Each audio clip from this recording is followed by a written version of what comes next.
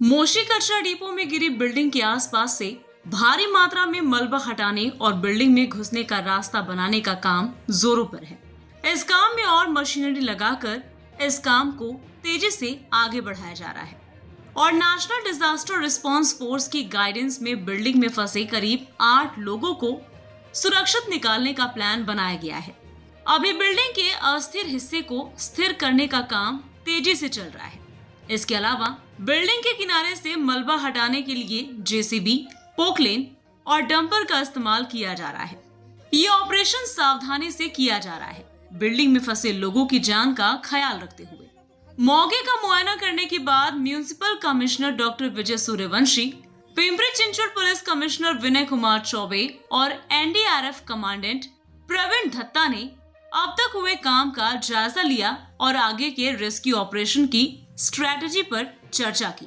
मौके पर मौजूद असल हालात और बिल्डिंग की मौजूदा हालत को हर तरफ से देखते हुए एक स्ट्रेटजी तय की गई है ताकि फंसे हुए लोगों को सुरक्षित निकाला जा सके।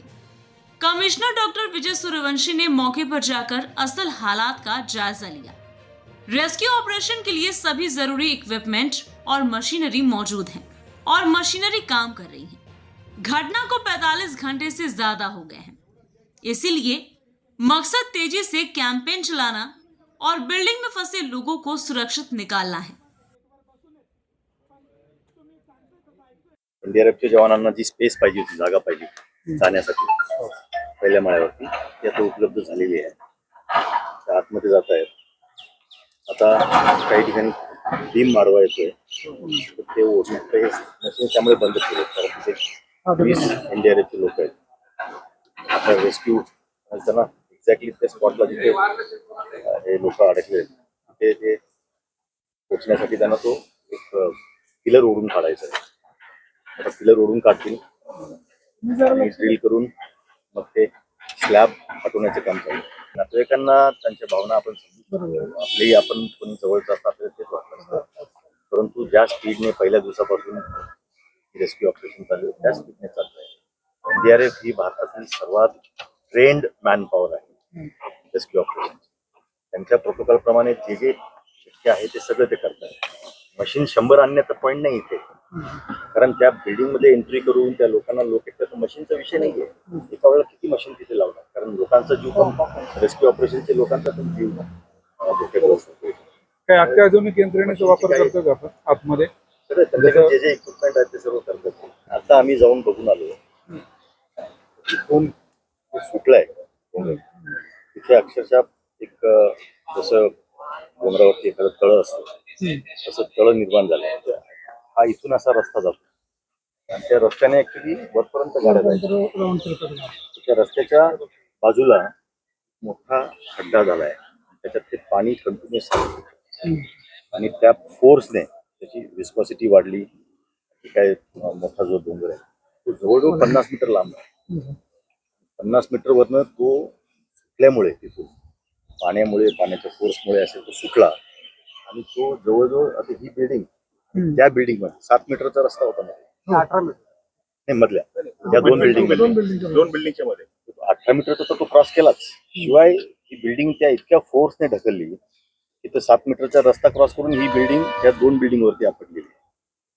दुसरी शक्यता बायोमॅनचं काम 6-7 वर्षापासून चालू आहे, तरी हा डोंगर तसा तसाच दिसतो। बायोमॅनिंगचं काम आता सेकंड फेज मध्ये इथे सुरू होणार, कधी सुरू होणार? बायोमॅनिंग चालू आहे, फर्स्ट फेज मध्ये तिकडे चालू आहे फेज 1, फेज 2 आता इथे सुरू करणार। त्या बायोमॅनिंग करून जागा पण लागते ना। किती वर्षांचा हा कचरा आहे? हा आता आपला डेपो सुरू झालेला आहे तेव्हापासून 15-20 वर्षापासून लिगसी वेस्ट होता। साधारण अजून पूर्ण रेस्क्यू व्हायला किती वेळ लागू शकतो ते अंदाज?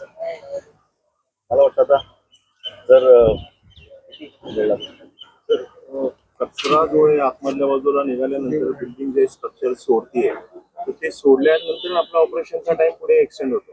आता आपल्याला हे क्लिअर करणं योग्य नाही होणार की आपण आतमध्ये एक्सेस मिळवणं, परंतु तो मिळाल्यानंतर ना पुढचे कॉन्सिक्वेन्सेस जे कचरा जसं सरकतोय बिल्डिंग साथ सोडतीये कारण स्ट्रक्चर डॅमेज झालेलं आहे तिचं आणि आपल्याला आता आपल्या जवानांची काळजी घेत आतमध्ये एंट्री मिळवणे आहे. त्यामुळे त्याला ऑपरेशनला एक्झॅक्ट किती वेळ लागेल त्या आत्ता सांगता येणार नाही. हा आणि हा जो स्टॉप जो घेतोय आपण ब्रेक की आपण काम थांबवतोय हे लेअर वाईज काम करते. एकदा आम्ही काम करतो, एकदा मशीन काम करते, एकदा आम्ही काम करतो, आता आमचे जवान काम करतात, एनडीआरएफची टीम आतमध्ये काम करते म्हणून मशीन, कारण ड्यू टू व्हायब्रेशन परत ते त्याची हरकत झाली आता इमारत. तुम्ही जे म्हटलं Yes. की पाया सोडतीये हो.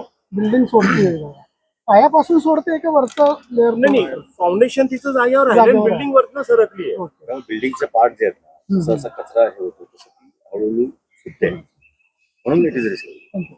मोशी येथे कचऱ्याचा डोंगर कोसळून इमारत कोसळण्याची म्हणजे जी दुर्घटना घडलेली आहे या संदर्भामध्ये आपल्या माध्यमातून अनेक बातम्या माझ्यापर्यंत पोहोचल्या. नागरिकांनी ही अपेक्षाही व्यक्त केली. या भागाचा लोकप्रतिनिधी म्हणून मी तिथे व्हिजिट देणं ही अपेक्षा देखील व्यक्त केली.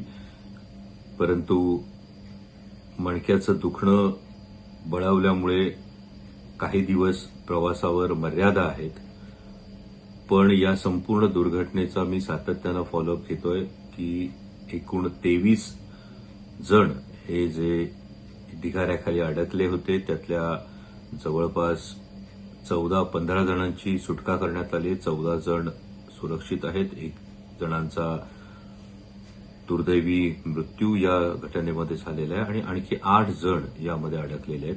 यामध्ये खरं तर कॅन्टिलिव्हर टाईपने ही इमारत कोसळलेली असल्यामुळे हे 8 जण तळमजल्याकडे जिकडे पॅन्ट्री होती त्या ठिकाणी अडकल्याची शक्यता आहे. एनडीआरएफने इमारतीच्या आजूबाजूचा कचरा दूर केलेला नाही. इमारतीच्या मागच्या बाजूने कट करून आत शिरण्याचा त्यांचा प्रयत्न आहे. कालही स्निफर डॉग असतील, लाईव्ह डिटेक्टर मशीन असतील, हे करण्याचा प्रयत्न होता. बचाव कार्यामध्ये नक्कीच अडचण आहे कारण या कचऱ्याच्या ढिगामुळे मिथेन वायूचं प्रमाण हे जास्त आहे, ऑक्सिजनची कमतरता आहे आणि रेस्क्यू टीमसाठी सुद्धा ही एक अतिशय धोकादायक परिस्थिती आहे. आणि असं असताना सातत्यानं हे बचाव कार्य सुरू आहे.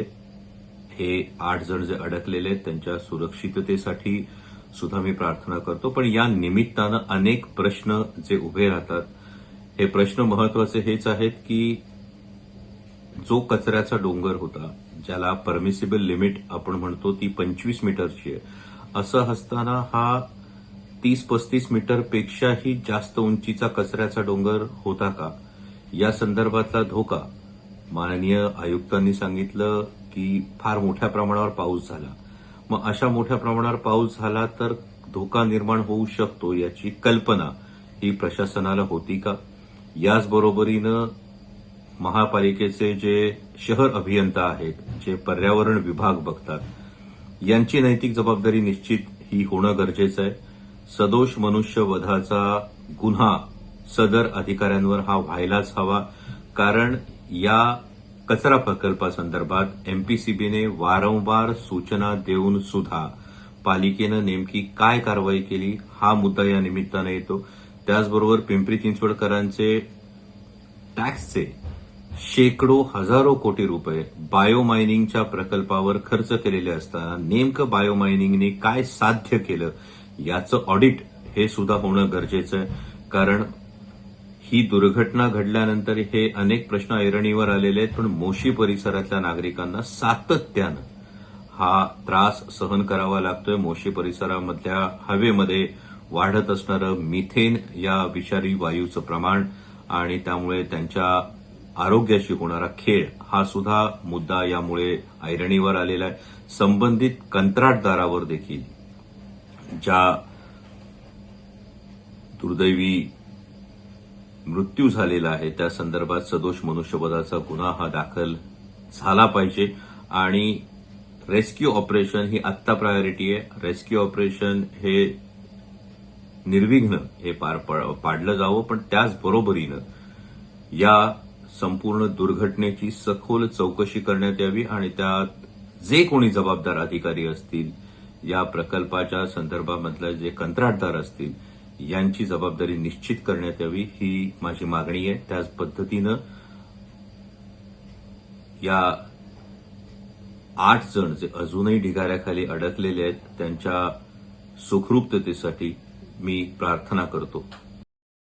Bureau report, VSRS news, Pimpri Chinchwad, Maharashtra.